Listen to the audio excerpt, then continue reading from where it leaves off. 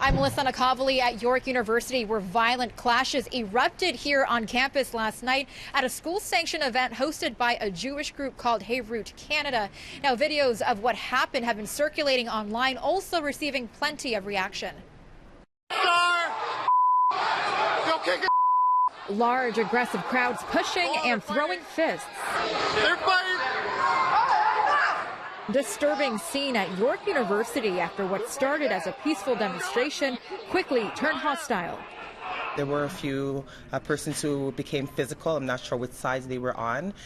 Those persons were removed.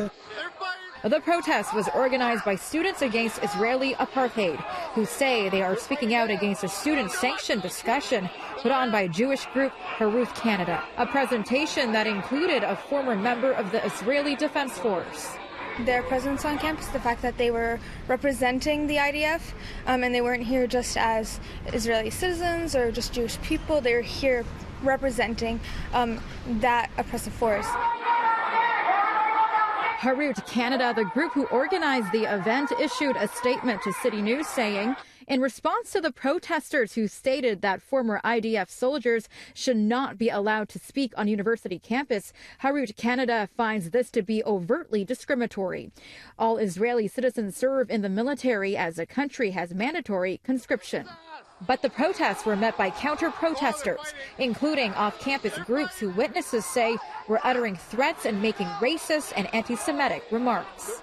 Officials at York University say they are disturbed external groups were on campus for the sole purpose of provoking conflict.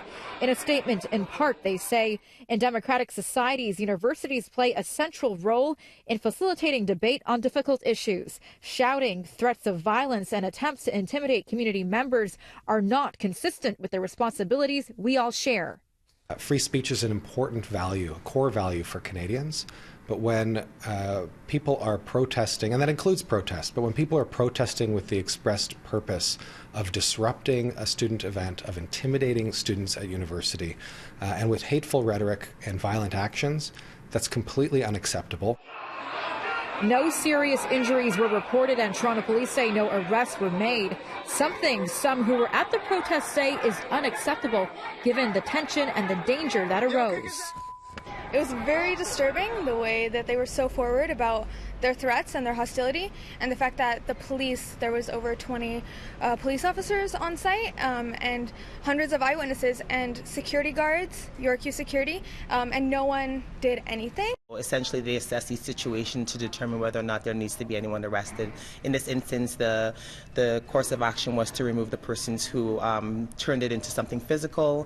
Officials at York University say they're working on launching a freedom of speech working group, which will look to create more of a respectful climate on campus when discussions like this occur. In North York, Melissa Nakhavoly, City News.